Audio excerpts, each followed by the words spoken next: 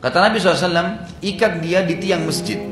Tawanan perang, diikat di tiang, ada tiang masjid, diikat di tiang masjid. Lalu hormatin dia, berikan sesuatu yang istimewa. Maka para sahabat kena mendengar instruksi Nabi SAW, dan memang perintah dalam agama kita, tawanan itu nggak boleh disiksa. Dalam Islam, tawanan tidak boleh disiksa. Walaupun kita butuh informasi, kita ambil informasi dengan cara kita, gitu kan? Dengan cara baik. Dalam Islam malah informasi diambil dengan memberikan makan, memberikan minum, dan kita lihat sejarah kita memang mengajarkan itu. Bahwasanya memang tawanan-tawanan perang, apalagi pimpinan-pimpinan mereka dihormatin. Maka para sahabat berlumba-lumba menghormatin Sumama ini, bukan karena Sumamanya kepala suku, tetapi karena perintah Nabi SAW. Ini perlu digarisbawahi ya, bukan karena dia, tapi karena perintah Nabi SAW. Maka mereka pun setiap hari memberikan kepadanya susu yang dicampur dengan madu, memberikannya baju ganti, gitu kan? Diantar, ditemani pada saat mau ke kamar kecil, kamar besar, buang air besar, buang air kecil, seperti itulah.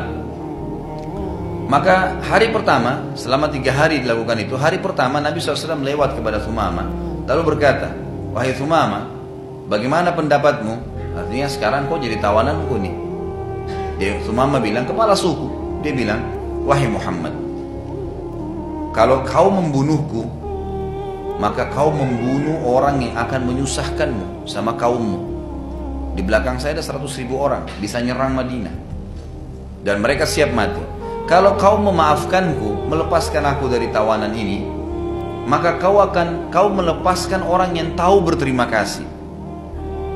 Dan kalau kau mau meminta harta karena tawananku ini untuk ditebus, apapun yang kau minta sampaikan, saya akan bayar.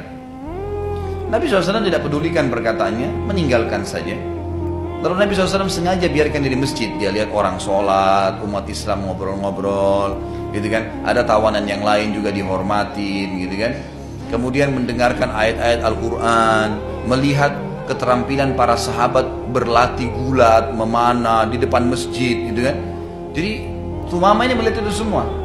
Jadi mereka punya keterampilan perang, mereka juga selalu disiplin dalam sholat, mereka selalu baik dengan para tawanan.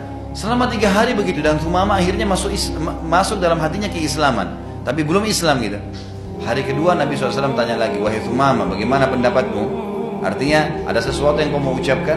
Ternyata dia cuma ucapkan sama juga. Kalau kau membunuh hai Muhammad aku, maka kau membunuh orang yang akan menyusahkanmu. Kalau kau memaafkan, kau memaafkan orang yang tahu berterima kasih. Dan kalau kau ingin sesuatu, pilih dari 3 ini. Harta apapun kau minta, saya akan kasih. Nabi SAW tinggalkan. Hari ketiga masih terulang kalimat yang sama. Tapi selama 3 hari ini dia terus melihat keajaiban-keajaiban kaum muslimin, dan memang sudah mulai kagum dengan Islam. Lalu Nabi SAW hari keempat datang kepada dia mengatakan, wahai Sumama, bagaimana? Dia mengucapkan kalimat yang sama lagi. Kata Nabi SAW, saya tidak butuh tebusan, tidak butuh apa-apa, saya maafin kamu, silahkan kamu pergi. Tanpa ada hukuman, tanpa ada. Karena Nabi SAW cuma mau dia belajar saja. Lihat nih Islam, jadi dia lihat sendiri dengan mata kepalanya, tidak ada rekayasa. Ini loh Islam. Dan saya sudah katakan tadi Bapak Ibu sekalian, kita tidak butuh merekayasa keadaan. Islam apa adanya.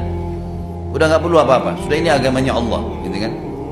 Suruh tutup aurat ya tutup aurat, pakai kopiah, pakai jilbab, gitu kan. Udah begitu, azan ke masjid, jadi azan. Masjid kita disuruh bersihkan, ya bersih. Semua kita lakukan, puasa ya puasa, jihad ya jihad. Semua kita kasih haknya. Maka pada saat itu, Sumama akhirnya tersentuh dengan perilaku Nabi SAW, dan dia mengatakan kalimat yang mulia. Dia bilang, saya akan masuk Islam, tuntun saya hai Muhammad. Nabi SAW tuntun syahadat di depan para sahabat. Lalu dia mengatakan, demi Allah wahai Rasulullah, setelah masuk Islam, sebelum hari ini Andalah orang yang paling saya benci.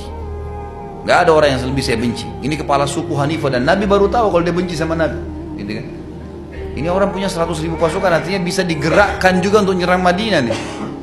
Sebelum hari ini, demi Allah, Anda orang yang paling saya benci, dan agama Anda adalah agama yang paling saya benci, dan kota Madinah kota yang paling saya benci.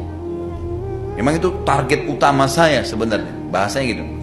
Dan sekarang demi Allah, setelah saya mengucapkan syahadat, Anda adalah orang yang paling saya cintai, agama Anda yang paling saya sukai, dan kota Anda kota yang paling saya sukai.